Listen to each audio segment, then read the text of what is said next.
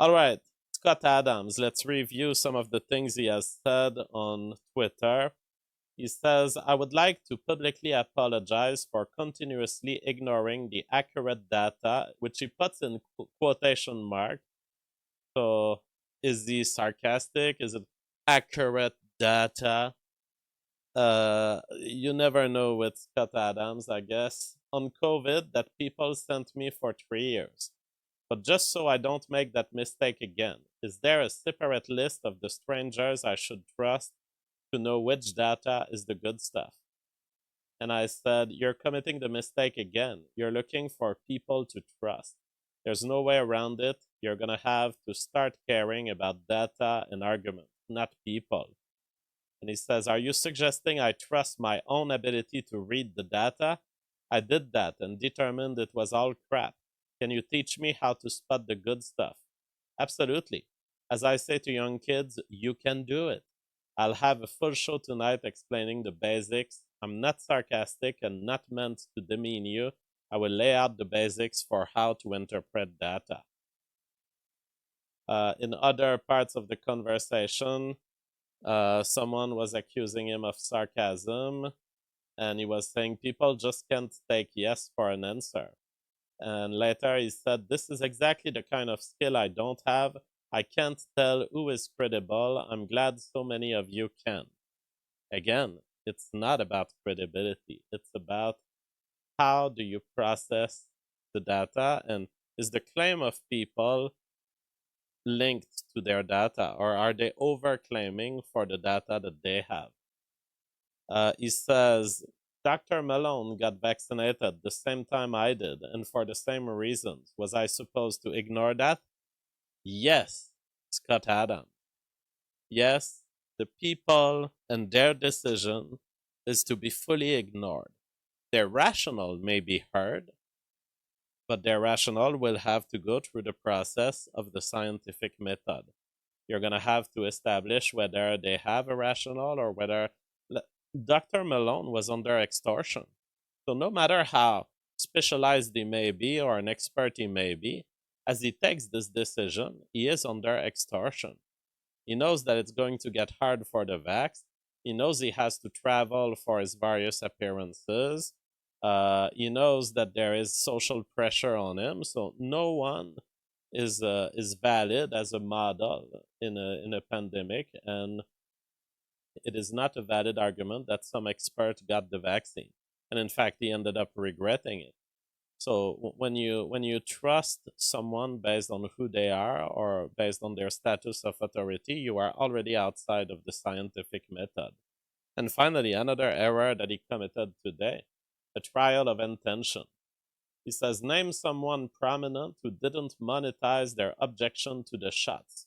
He was saying this in response to someone who was saying, follow the money. And that's also a bad argument on the anti-vax side. It really doesn't matter that Pfizer is economically interested. Ultimately, what matters is, can they bring me data that I can believe, that would fit the standard for what they want to do to society? That is the question. So how do we interpret data? I have a second pair. See, this is one of the trick. If you ever do video production, it's good to have doubles. My pair fell earlier. I have a second pair, no problem. Uh, let's say that this pair is a claim of knowledge. And the claim of knowledge could be something like, the vaccine is safe and effective. The vaccine is safe and effective. The first thing you need to do is determine who is claiming this. Who is claiming this? Is this the person who performed the experiment? So when the experts come in, and here the experts are represented by this pony, when the experts come in, Leana Wen, and she says, "Oh, I've studied that claim, and I know everything about it, and I'm telling you, it's safe and effective." They are to be discarded. Never listen to the purple ponies. Never listen to Fauci coming in and saying, We have done the experiment. We have done the experiment. The vaccine is safe and effective.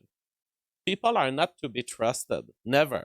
Never it is people that you trust. The only reason you would have to listen to Fauci would not be to let a belief of Fauci penetrate you. It would be to know where did Fauci get the information he's talking about. The only valid speaker for a claim of knowledge is the person who performed the experiment. This is the only valid source of knowledge. And in journalism, of course, we can extend this and say in journalism, the experiment is the interview. So in journalism, I can take a claim of knowledge like Donald Trump said A, and that would be a valid claim of knowledge. I have a journalist telling me, yeah, he said that to me, and I'm reporting it. One rule on so it may sound shocking for Scott Adams, but none of the people you've ever seen on TV are the people who run the experiment. None of these people are to be listened. You take everything they say, you throw it out. The only thing you retain is what scientific study are they talking about. There is a second rule on interpreting scientific data. If the data is not publicly available, it doesn't exist. So when they did all these trials and they hid the data in the Pfizer trial, and it took court papers to be filed to reveal it, and we only have a fraction of them still. That is a telltale sign you don't engage. This is not a sufficient basis to even believe that the pair here is supported by any pillar. So we're all anonymous reports. A journalist telling you anonymous sources tell me that. Zero. Kicked out. There's no pair on the plate. A person saying we've made a study. We are reporting you only the end result, the conclusion of the study, but all of the data must be hidden because unfortunately there are lots of anti-vax out there and they keep misinterpreting and misusing this data. Kicked out. That is not valid science. You have to show it all or you show me nothing. And very early in this pandemic, it was the case that nothing was shown to us. So it all had to be discarded. A third rule is the claim coming with disclosure of the entirety of the methodological process. So it's very easy to say, well, we run a trial. We've run a trial and it works. But does the claim come with sufficient disclosing of the details? Okay, how did you run this trial? Did you get subcontracting companies to do it? What kind of age did you choose as part of your trial? How did the people get involved in this trial? All of it was missing for a while people were cheering on the vaccine. All of it was missing back in the days where Trump was pushing for the vaccine and saying we developed it at lightning fast speed. Well, what do you know about it, Trump? You have delegated to Pfizer, who has delegated to subcontracting entities who are around the world. You have no control over how you run this trial. And when things were discovered, like Robert Malone exposing early because he had access to the documents before they were public, when Robert Malone comes and says, hey, they didn't run all of the tests that you would expect, that's the first sign that the reason the methodology was hidden from us is that the methodology was lacking. So that's our third rule. We have already rejected the fact that there is something here to support the pair. You don't have your pillars of science: methodology, disclosing, transparency. That's it. And we're not even done. We're not even done, but we're not even coming to the point of asking, are we going to chop this spear here and see what we really got in it? A A fourth rule: was the methodological design handled in a way as to capture any and all data relevant, or was it designed to reach an already made conclusion? So very early in this pandemic, well, not so early actually, but a couple of months after the vaccine was already rolling out, we had people come out and say, my doctor, the doctors that are involved in these trials are denying that my effects came from the vaccine. So that seems like a trial that is run with the intent of, if they are in the control group and they come with an ailment, perfect, that's COVID. If they are in the vaccine group and they come with an ailment, try to deny that it's the vaccine. And this is what they've done. We had reports in the media that a lawyer who is in South America, was involved in the Pfizer trial. His personal doctor was convinced that the vaccine had caused his side effect, which was related to his heart and his breathing. But he ended up being classified by the Pfizer doctor as, oh, this is COVID. So, and when you look at what they've done with the 14 first days of the FX group, that is an example, a textbook example of a methodology designed to find what you want. They have defined the first 14 days after getting the vaccine. If you get sick, it's COVID. If you get sick, it's not because of the vaccine. See, if you get local pain in your arm, that's the vaccine. But if you catch COVID in these 14 days, they don't include it as a failure of the vaccine to work. They want to push it away, and they want to ignore it. That is cherry picking of data. That is a methodology design where no matter what happens, you're going to find that the vaccine is efficient, because it's the only thing that can happen. You just chopped 14 days of your data in one of the groups. So we have our fourth pillar, although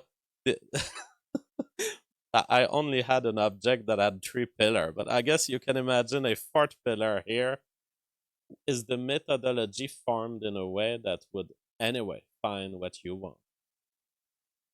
And a very important one, the 5th pillar.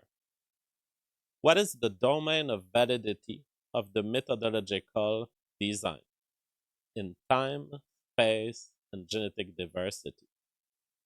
Another pillar that you need, you cannot come to me with JF, I've gathered data, I've gathered samples from sun rays. I've been observing the sun rays every year for the last 40 years. Here's the pattern, here's a graph of exactly how they vary. Therefore, sun rays are good for your health. The experiment needs to be about the thing that you want to conclude. And this is where we're going to start to chop. But when you determine what you really know, you have to start being aggressive. Up to then, we were constructive. Up to then, we were establishing our pillars. And, not everything is perfect. Okay, this South American guy might have been an error of the trial, but errors happen in trial. Maybe it was a bad call. Okay, we're gonna leave it to Pfizer on this one. Now we start being destructive on the knowledge. So you have the claim the vaccine is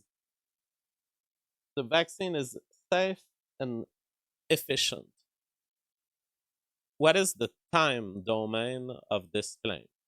Well, you have a trial that was done on 3 months only. So we chop a part of the pear. This trial tells you nothing about this part of your life. What happens after 3 months? What happens after 6? What happens after 5 years? So the vaccine is safe and effective in the sense that it doesn't quite kill you, nor does anything observable within the first 3 months. when you start to chop the claim, you start to change the claim. So now we're not at the vaccine is safe and effective. We're at you haven't observed anything super wrong within the first 3 months. Are there health effects that can show up later? We have no idea. It's a new technology. Are there things that are permanent that can hurt people? Definitely. There is a history of drugs that have hurt people, losing limbs, losing extreme disorders, handicapping them for life. And yet, all we have is 3 months. And therefore, the claim has been changed now. The vaccine is safe and effective if you believe that 3 months tells you the whole story. What about the vaccine in space? And I don't mean space outside of planet Earth here, but the tests have been made on a certain population. This population was located at certain places. They were able to get into the trial. They were selected to be a subgroup of the whole of population. Among other things, people who were very old were not included very much in this study. The study overrepresented the 40 to 60 years old. Well, you're gonna make that claim of safe and effective for 14 years old. They were not in the trial. You're gonna make that claim of safe and effective for 80 years old. They were not in the trial. So you don't know this. You don't know if you're gonna hurt teenagers, if you're gonna hurt young adults. You don't know who you're gonna hurt, and you don't know if they're gonna hurt after 3 months. And then another question as it relates to the domain of validity, genetic diversity. You've made this study on a subset of genetic diversity. It can only get worse. It can only get worse because the vaccine hasn't met the test of reality, and the test of reality is always rough to any product. So when you selected your people, they were probably well-off people. They were probably not representing the full scale of poverty in the world. And you're gonna then argue that it's good for Africa, that it's good for Chicago, that it's good for France. And so you're going to make a bigger claim when you say the vaccine is safe and effective than you truly can know. And so genetic diversity not taken into account very much in the original trial. You don't know that much, really. You know 3 months worth of data, and at some point it became 6 months. And the core of your truth seems to be much more limited than the public claim that you've heard. So what we've done is we've shaved basically the pair up to now, and we've shaved our demonstration to a core truth. The core truth is we didn't notice anything on the first 3 months of a bunch of patients who were roughly 50 years old on average. The window of observation was limited. Here's another thing that was not only limited, it was a very much a red flag of the initial studies. They didn't mention transmission at all. The submission to the FDA didn't talk about transmission. And yet you had the experts on the public space argue that we would flatten the curve, that we would stop this virus, that the best way to stop this virus was to get the vaccine. But there was zero data on transmission for months and months. And eventually the data came out, and it was that it's not resolving transmission. That is a big missing piece of the pair. You have a vaccine that's supposed to stop a pandemic, and yet this vaccine behaves like a medicine. This vaccine behaves like, oh yeah, you're going to be hurt a little less. Now ask yourself, is it possible that Pfizer knew about the transmission not being very much blocked by the vaccine? Of course they knew. Of course they wanted to prove that it did. And so, of course, they gathered this data. So, why did they not submit it at the FDA? Well, they decided to not submit it because it was not saying what they wanted. That is cherry picking, and it's another methodological error. You have a limited amount of knowledge already, and on top of it, you're not showing me everything you've done. You are choosing only that which advantages you. And somehow, in the statistical distribution of what you're showing me, you make an argument that it stops hospitalization. We don't have here a division of ages. We don't know, is it gonna stop hospitalization in 14 years old? You're just asking me to believe that on average, on a sample that is large by medical standard, but that is very small by the standard of who actually gets hurt by COVID. Okay, because if you do a 30,000 or 60,000 subject study, that's a big number. But it's a big number if they were all sick from COVID. The big problem here is you're talking about a disease to begin with that was only affecting a small percentage of these 60,000 people. So the real sample of the relevant COVID affected people is much smaller than your 60,000. And so when you end up saying we saved some hospitalizations, it's a very restricted number of people. I remember seeing numbers like, 80 hospitalization instead of 40. Uh, and I don't think this covered the whole thing, and you would have to add the different trials, but we're talking about minimal amounts of data on actual COVID stopping or actual saving from COVID from a very large sample that is large only by that had to be large because COVID was so not dangerous for people. So once we have established what we truly know, it's very little, and there's more. Uh, these pillars here, you always have to keep them in mind once you have got your pair. Once you have established what you truly know. So what do we truly know? But a very specific population of 50 years old survived the vax for 3 months. That is what we know. If you had Leana Wen and Dr. Fauci be honest, they would have come out on CNN and said, people have survived the vax for 3 months up to now. Do you want to try it? But that's not what they said. They said, we have solid demonstration. The vax is extremely safe. It works at 100%. Now, when you truly know what you're supposed to know, if everything goes right, you have to go back to your conditional pillars right here and say, okay, what is the condition on which even this small amount of knowledge do I have it? Well, let's give a list of conditionals. The scientists gathering the data were not influenced into self-deception. The scientists gathering the data did not misinterpret effects of the vaccine as effects of COVID.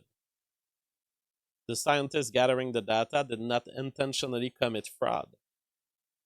The design of the study did not cause blind spots in other domains of relevance.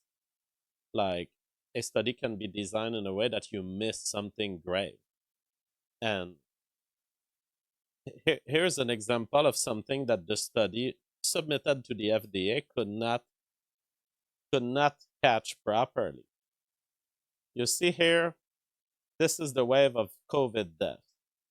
As you will notice, when in 2020, on the fourth month when it happens in England, you have death increases, and those, by the way, are kind of exaggerated because it always gets red in this season. This is the winter flu season, and on any year you will see these age groups become red. But still, if you want to make an argument that COVID is dangerous, it's going to be between the 25 and, in fact, more the 50, because here you have much less red. This looks like, and on the male side, it's 0.4%. It's basically what you would expect in a flu season. So the real damage that COVID was doing was starting at 50 years old and above. Look at look at the people who are 0 to 24. They're not affected by COVID. They don't die. And so you can have a blind spot in a study if you aim for these people here. Of course, you're going to conclude that the vaccine reduces hospitalization, but you've picked a population that was particularly targeted by COVID.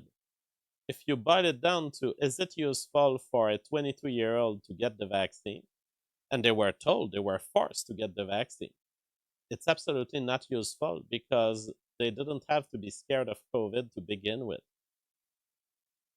So an experimental design that says, oh yeah, we just tried it on a population of 35 to 65 years old and on average, I don't know, 48, 50, something like this. You are picking a population and then extrapolating this to domains of validity that do not apply for your study. Knowledge that is not in the pair because it was cut out. You cannot use these cut out part of the pair. Once they are chopped, they are chopped. You lose them. It becomes chaos and absence of knowledge. Other pillars that we are still trusting. The claim that it is safe and effective is not being applied to a range outside of the domain of relevance of the initial study. So that is what I just described, the age or some other factor that you've not considered in the original study. There were no social or political pressures favoring one result over another. That is another pillar you need to have for science to have occurred at all. If you can lose your license if you don't conclude this kernel of truth, you don't even have science going on. We lose this pillar. Now, is it questionable that there has been social and political pressures favoring one result over another? Absolutely unquestionable. It is absolutely certain that we're not standing on this pillar. If my sword was strong enough, I should chop this pillar, and you would see. In fact, here. That's what we know. We know nothing. Nothing is standing because the whole process has been biased from the start. There was no science standing, and the kernel of truth that you may have believed, if other things were done properly, they had nothing to stand on.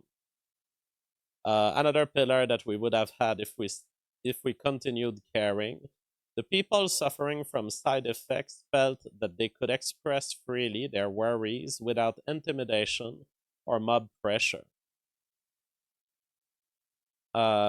Is it the case? Because you create a social context and it affects the studies.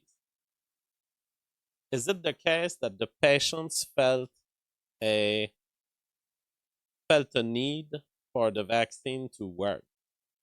That is a problem that is very often not addressed at all in official studies and in all these studies that are submitted to the FDA.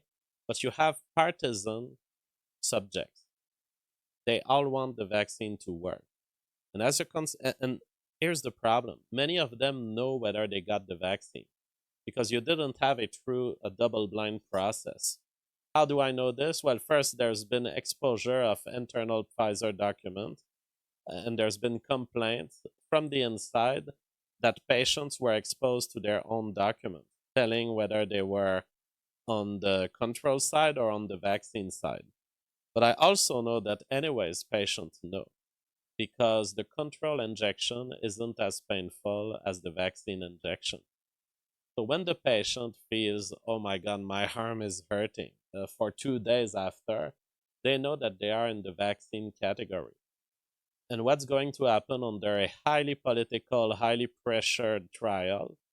Each of the patients, I swear, will want the vaccine to work, and they will shut up. If they know that they've had the vaccine, that they've had pain in their arm, they're going to shut up as much as they can. The only reason you're going to see them at the hospital is if they really think they're about to die. Whereas the people who know that they didn't get the vaccine because they have all their friends and families. Some of them report very big arm pain, they will know that they were in the control group, and they'll be like, okay, I really want this vaccine to win, and so I'm gonna pay attention to every disease I have, and I'm going to report them correctly. And of course, that person will end up reporting more disease, and you're going to end up with they pay so much attention to any coughing they may do, they're going to end up including more data on the sick side, on the control side of the trial. So, true double blind processes is a standard in pharmaceutical research to the point where the current design in drug research is no one knows if you're in the control group. No one knows, even the nurse injecting you, even it's up to the CEO basically. They have a password, they have some kind of an encrypted key that at the end will give you, okay, this guy was in the control group, this guy wasn't. They didn't do this in the Pfizer trial. And we have internal reports that, in fact, there was kind of an effort at showing papers to patients. There were papers that were in the view of the patients that were revealing to them whether they had the vaccine. So you would have another pillar chopped here. Our knowledge is not standing on anything at this point. I want to address now the bad arguments and get into the social world of the discussion about this shit show that the fall of knowledge here is. Because you have the Dr. Fauci's talking about it, and you never quite know what are the good arguments. And here's a couple of bad arguments on both sides. Trials of intentions. Did they monetize their opposition to the vax? That was a question by Scott Adams. Doesn't matter. I have to monetize my life because I have to live. And the McDonald's worker has to monetize their life because they have to live. Does that mean that they'll make a bad burger? No. In fact, as a public communicator, I make it my job to be trustable, and I accumulate trust, and the more people trust me, the more I make money. And you see our audience is growing since we're back on Twitter, so that's a very good sign. It's a sign that the credibility I've achieved by being full-time streamer for 7 years is paying off now. And it's going to keep paying off, and I'm going to be punished if I get it wrong. People are going to start hating me. There's going to be troll campaigns. They're going to say, hey, JF, you were so wrong 6 years ago. And so it doesn't matter that someone monetizes their opposition to the virus. Everyone is monetizing everything they do. That's worth to society. That's an argument that is bad on the Scott Adams side, but it's also bad when the anti-vax do it. The anti-vax will say, are they economically benefiting from the vax being perceived as safe? Not valid. You don't exclude people. See what I've done with knowledge? It was enough to completely kick out this claim. If you concentrate on kicking out the knowledge claim, it won't matter. The expertise and the economic interest and the incentives, this is all decoration. The people discussing the pair falling don't matter, no matter on which side they are. Those who are claiming that it's still on a pillar, those who are claiming it's fallen, none of this matters. Ad hominem, arguments by authority. So whether someone is trying to attack the credibility of someone, I've had there are so many attempts at destroying my credibility. It's amazing. I mean, I'm making fun out of it. I'm making it a sport at this point, but people have hated what I had to say so much that they've invented stuff about my private life up to the point of claiming that I was some kind of rapist. That is ad hominem, and it is to be completely rejected. And the inverse of an ad hominem would be an argument by authority saying, oh, this guy is very credible, kicked out. Whether the pony is credible or not, what they have to say doesn't matter. The only information that a pony can bring you is the state of the pair and the state of the pillars. Now, you can still pay attention to the social process around the kernel of truth. You can pay attention to how ponies are positioning around it and the constraints that's applying to them so that they have to claim something, convince you. Here's a couple of signs that we had in the pandemic that you can gather from the social process rather than from the state of knowledge itself. You can ask yourself, have I been given all of the weapons to counter the argument? Or have I been denied some? You can be denied your ability to chop the pair. You can be censored on this aspect. You can also be denied your ability to evaluate the pillars. That's through lack of transparency. We've seen both things in this pandemic. We've seen a lack of transparency uh, from the companies. We've seen this lack of transparency be justified by the CDC saying, if we expose too much, the anti-vax are going to have way too many arguments. Well, that is something that's said by a pony that matters. The fact that the pony is supporting the idea that the pair is still up there and still standing, that matters a lot. You're telling me that if you were to show me everything, I would be disgusted to the point of not wanting your vax? You're basically telling me that the vax is bad and dangerous. And now we know it is. Look at this. Young people were left alone by the COVID, the natural COVID. They were handling it well. The vax begins and the lockdowns and other factors. So I can tell that every red dot here is due to the vax. But let me tell you, it's not due to COVID. So COVID was here and the young people were doing fine. They were going toward their reproductive age, totally untouched by COVID. And then we start lockdowns and we start vaccines here. And then we kill young people. Those are all, each of these red square is hundreds of young people dying. Hundreds up to thousands, if we consider the entire planet, have been ripped off from their life for a problem they didn't have. We have killed young people for something they didn't need. Another sign that you can observe in the social development around science is, have I observed the experts lie about the kernel of truth? One very obvious and admitted lie that's been on the record from the beginning of this pandemic is the idea that masks don't work, which they literally said, oh yeah, we said this, it was because we wanted to lie to people because we wanted to keep the masks for nurses. And then they found themselves with the problem that somehow the companies had planned producing massive amounts of masks, and apparently there were no shortage now. It was in fact there was an overstock of masks. And suddenly they switched from masks don't work, leave them to the nurses, to masks work, you have to wear them. Absolute lie based on no new data. So when you observe that the ponies on one side are lying, that is a sign that they are pursuing something else than the truth. And that was an intentional lie. They called it the noble lie at some point. That was the principle of a noble lie. The idea that sometimes you have to hide the truth to the population to control them better.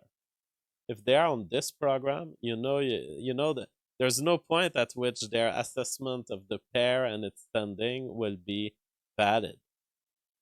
3. Have I observed the experts cut the corner round more than I would if I was the one handling the sword? So, have they been serious at chopping the pair the way we did? Have you ever heard an expert that's pro-vax in the early moments of the pandemic say, hey, there's a limited domain of validity to these studies? Hey, we don't know what will happen with you 3 months later. Hey, we don't know about the social consequences of lockdown, but you may very well commit suicide as a result. Hey, we don't know the effect of having lockdowns on heroin consumption in America. They never admit what they don't know. They always paint a positive picture throughout the pandemic. They're just starting to admit now, there were some things imperfect.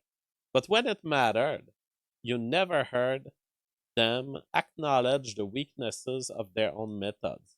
You never heard them and saw them cut the pear and chop away the certainties. Say, oh yeah, we're not sure about this. Oh yeah, we're not sure about that. Oh yeah, this part of the pear does not belong on the stand. All they were saying is there is evidence that it will work. But again, we're talking about domains of application.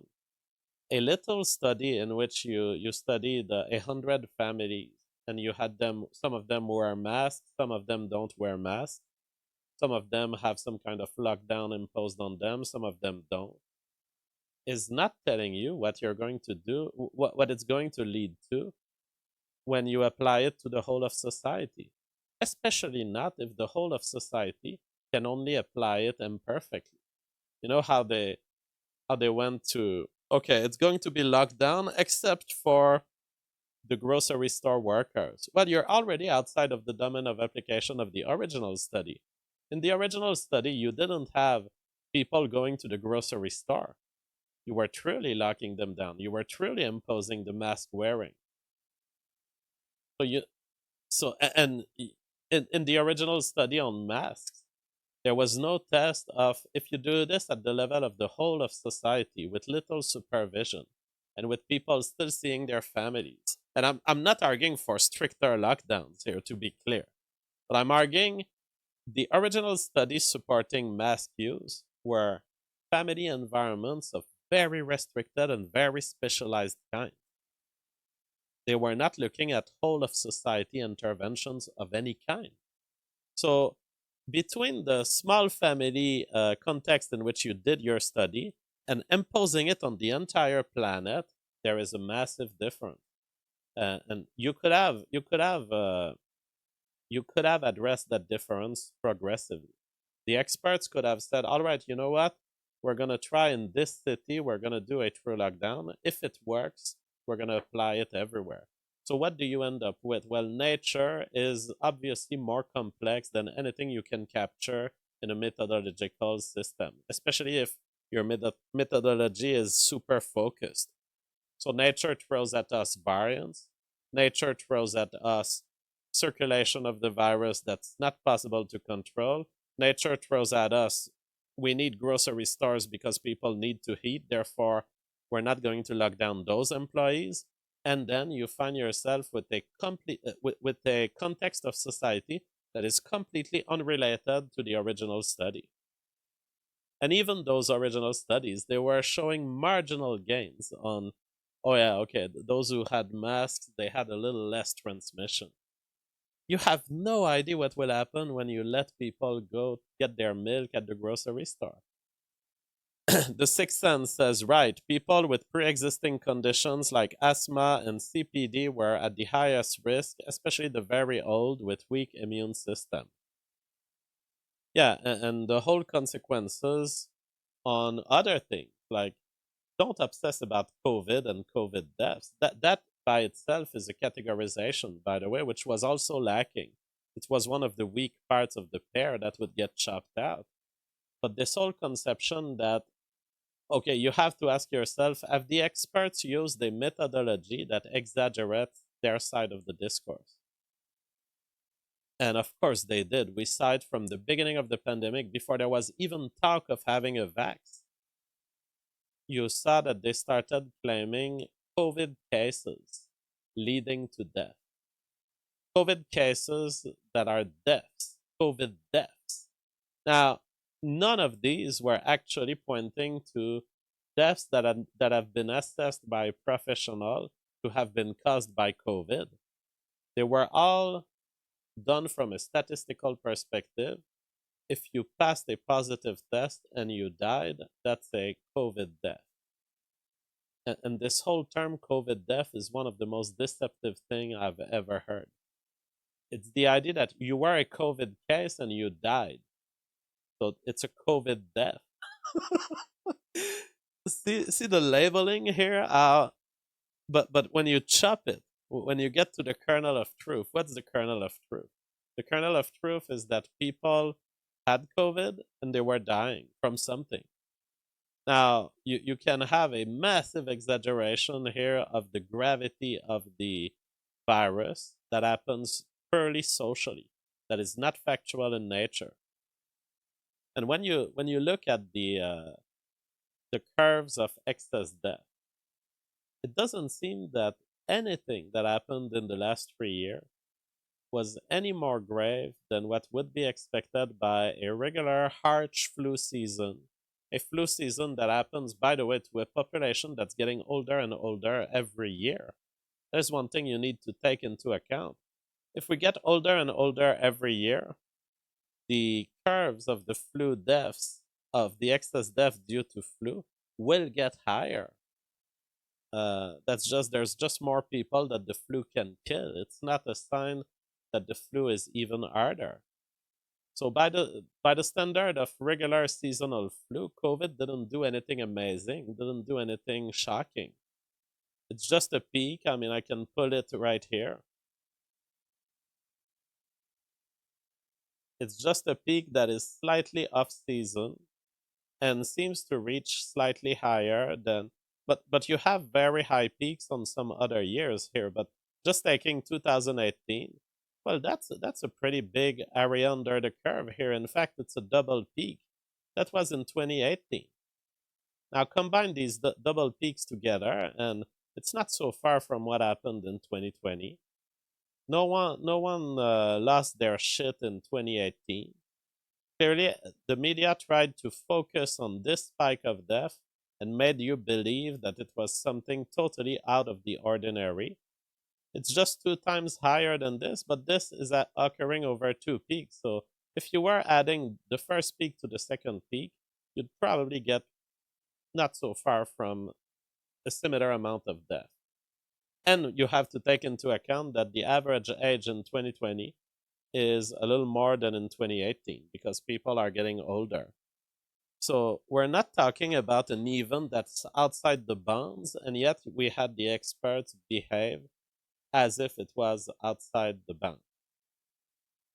And my last methodological trick to interpret the social world, because we've already addressed the basic epistemology. That's all about facts, all about what is the study, how many people did they test, does it stand on its own. But when you observe the people talking, the experts talking, ask yourself, have the experts contradicted standards that they would otherwise adhere to normally, or that they have stated they were adhering to? And in this pandemic, we have seen very early the experts behaving totally differently with this vaccine as they would on a drug. Um, on a drug, they insist very specific data, and our claims on the label must be proven by the study. The claim on the label of the vaccine is you're going to stop the pandemic if you get just 2 doses of it. Stop the pandemic. That was not at all what the studies were demonstrating from the beginning. You were not stopping the pandemic, and so they changed their discourse. They contradicted their own standard. They went to, oh well, you still have to get the vaccine because you're going to put less burden on our health system. See, they moved the goalpost and they reinvented a justification for getting the vaccine. That is another red flag.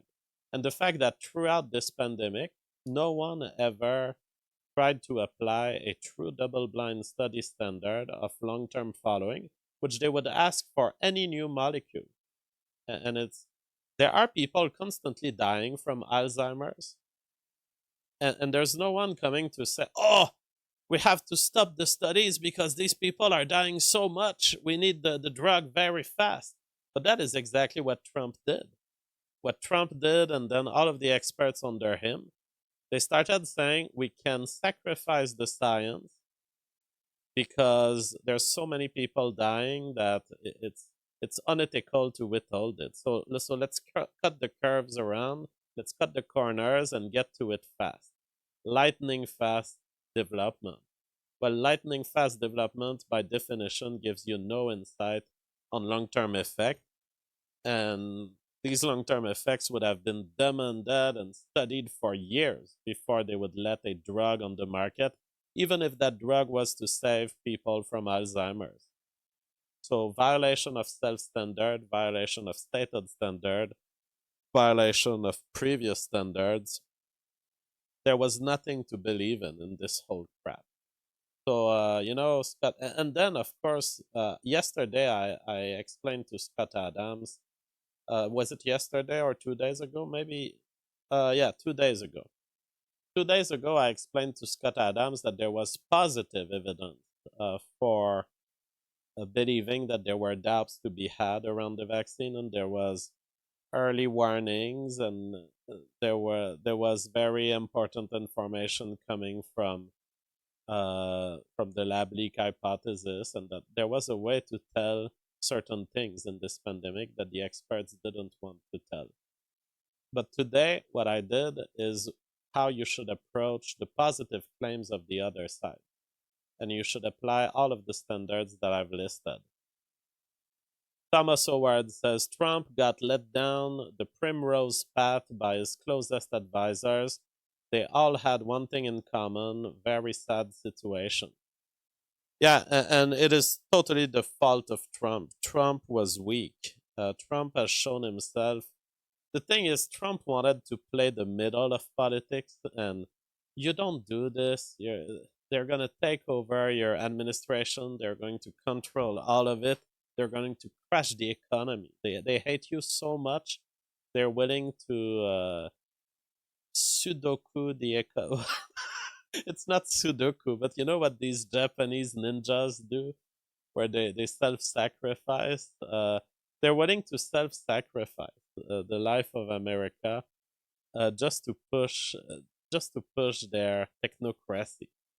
So yes, but those are heuristics that Scott Adams, this doubt of the seppuku. So that is the Japanese term. Seppuku, the American economy. That's what they did. Or origami, nighttime. Origami. I don't think that origami is committing suicide with a sword. I think it's folding paper. So yeah, this doubt of the government is never the central argument. The central argument has always been on the quality of the evidence provided, the transparency of the process, the validity of the methodology. They have violated everything they could violate on these fronts. So what I say also to anti-vax activists, concentrate on this. It's so weak. Have fun chopping the pear. Don't start. George Soros funded this and SBF funded the vaccine trial. All of this is very interesting, but it's all decorative stuff that you can talk after. What really matters is, do I even have a claim of knowledge here? Uh, is this something that I even start to believe? And we didn't. I never started to believe the vaccine. Of course, there's one thing I've been believing, and I still believe it. The vaccine seems to provide some form of protection on early and past variants. I'm still willing to state it today. It seems like the vaccine doesn't contain nothing, you know? But in the context of the natural unfolding of a pandemic, to think that this outdated protection that will systematically be outdated because nature is just faster than us, to think that this justifies the campaign of vaccination they've done, the social intimidation that they've done, the shutting down of liberties, individual liberty, including liberty to business, liberty to discuss, to fucking discuss. That is absolutely unacceptable.